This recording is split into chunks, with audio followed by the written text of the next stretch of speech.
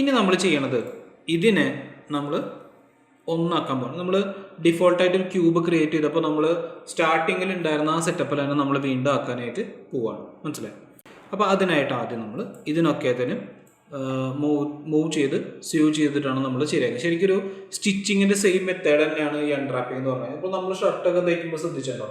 ഷർട്ടൊക്കെ തയ്ക്കുന്ന സമയത്ത് നമ്മുടെ ഈ സൈഡ് ഭാഗം കൈ താഴ്ത്തിയിട്ട് കഴിഞ്ഞാൽ കാണാത്ത രീതിയിലുള്ള സ്ഥലത്താണ് സ്റ്റിച്ചിങ് കൊടുക്കുക. അതുപോലെ തന്നെയാണ് അൺറാപ്പിംഗ് ചെയ്യുന്നത്. എപ്പോഴും കാണാത്ത സ്ഥലത്താണ് അവർ കട്ടിങ് കൊടുക്കാനായിട്ട് ട്രൈ ചെയ്യുക. നമുക്കറിയാം സ്റ്റിച്ചിങ് ഉണ്ടെന്നുള്ള അറിയാം, പക്ഷെ എന്നാലും മാക്സിമം കാണാത്ത രീതിയിലായിരിക്കും ആക്കേണ്ടത്. അതുപോലെ ഡിസൈനുകൾ നമ്മൾ ബ്ലെൻഡ് ആവുന്ന സ്ഥലത്തൊക്കെ നമ്മൾ സ്റ്റിച്ചിങ് കൊടുക്കും. പിന്നീട് അതേ സെയിം മെത്തേഡ് തന്നെയാണ് നമ്മളിവിടെ യൂസ് ചെയ്യുക. ബോക്സിൽ വലിയ സീരിയസ് ആയിട്ട് വരുന്നില്ല.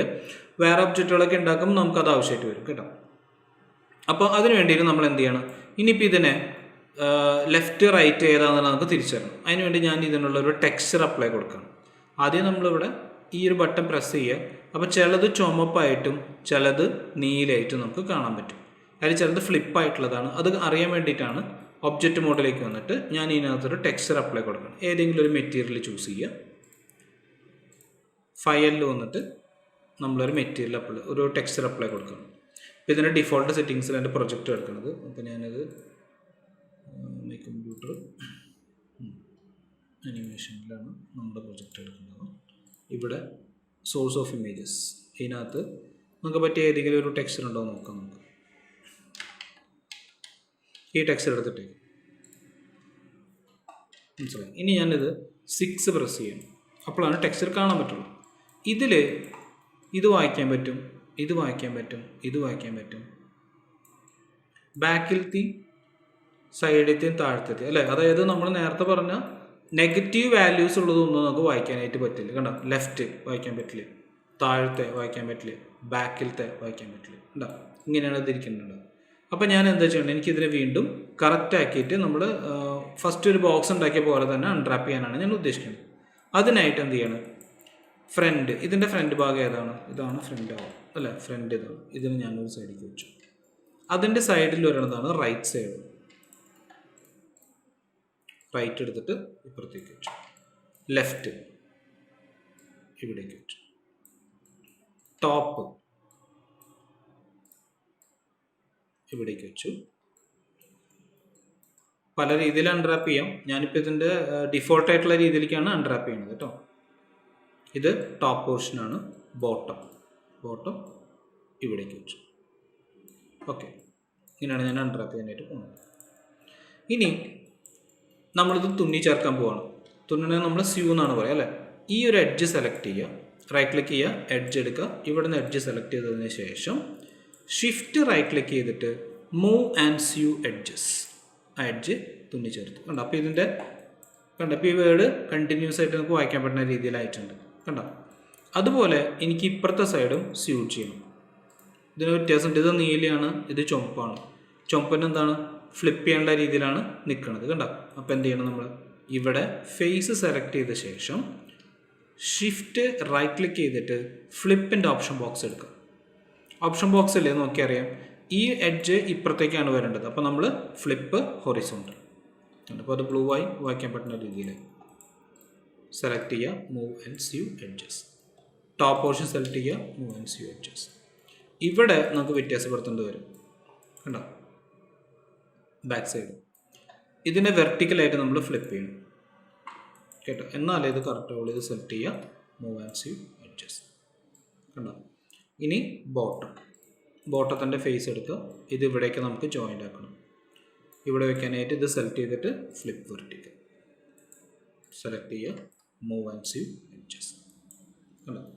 ഇനി ഇതൊക്കെ ആണെങ്കിലും ഈ ടെക്സ്ചർ നമ്മളിതിനെ ഫോട്ടോഷോപ്പിലേക്ക് കൊണ്ടുപോകുന്ന രീതിയിൽ അൺറാപ്പ് ചെയ്തിട്ടുള്ളതാണ് നമ്മളൊരു ഇമേജ് ആയിട്ട് എക്സ്പോർട്ട് ചെയ്തിട്ട് ഫോട്ടോഷോപ്പിൽ പോയിട്ടാണ് ബാക്കിയുള്ള വർക്കുകൾ ചെയ്യുക.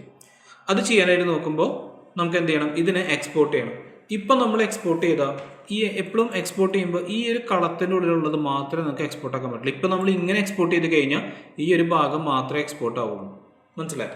അതുപോലെ എക്സ്പോർട്ട് ചെയ്യുമ്പോൾ ശ്രദ്ധിക്കേണ്ട കാര്യം, ഇത് ഒബ്ജക്റ്റ് മോഡിലായിരിക്കണം. ഒബ്ജക്റ്റ് മോഡിലായിട്ട് നമ്മൾ സെലക്ട് ചെയ്താൽ മാത്രമേ ഇതിനെ എക്സ്പോർട്ട് ചെയ്യാനായിട്ട് പറ്റുള്ളൂ. മനസ്സിലായി? അപ്പോൾ ഇതിന് നമ്മൾ ചെയ്യേണ്ട കാര്യം എന്താണെന്ന് വെച്ചാൽ കൺട്രോൾ U അല്ലെങ്കിൽ കൺട്രോൾ L പ്രസ് ചെയ്ത് കഴിഞ്ഞാൽ എന്താവും?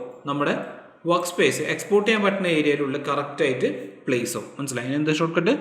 Control L. L for love to share. എന്നിട്ട് എന്ത് ചെയ്യുക? 6 1 സ്കെയിൽ ചെയ്യുക.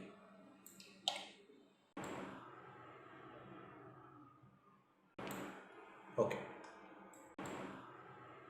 ഇപ്പോൾ നമ്മുടെ മായയിലത്തെ കലാപരിപാടികൾ ഏകദേശം അവസാനിച്ചിട്ടുണ്ട്. ഇനി ഇതിൽ നമ്മൾ ഫോട്ടോഷോപ്പിൽ കൊണ്ടുപോയിട്ട് വേണം ബാക്കി നമുക്ക് എഡിറ്റ് ചെയ്യാനായിട്ട്. മനസ്സിലായി? അപ്പോൾ ആദ്യം ഞാൻ ഇതിനെന്ത് ചെയ്യണം? ഇതിനെനിക്ക് ഫോട്ടോഷോപ്പിലേക്ക് JPEG ഫോർമാറ്റിൽ എക്സ്പോർട്ട് ചെയ്യണം. മനസ്സിലായി? അതിനായിട്ട് ഞാൻ എന്ത് ചെയ്യണം? ആദ്യം ഒന്ന് വർക്ക് സേവ് ചെയ്യാം. നമുക്ക് ഇവിടെ നമുക്ക് ബേസിക് വേണ്ട, യൂട്യൂബിൽ ഒരു ചാനൽ എടുക്കാം. New folder YouTube. ഓക്കെ. ഇതിനകത്ത് ബോക്സ് എന്നുണ്ട്, ഞാൻ സേവ് ചെയ്യും. സേവ് ചെയ്തു.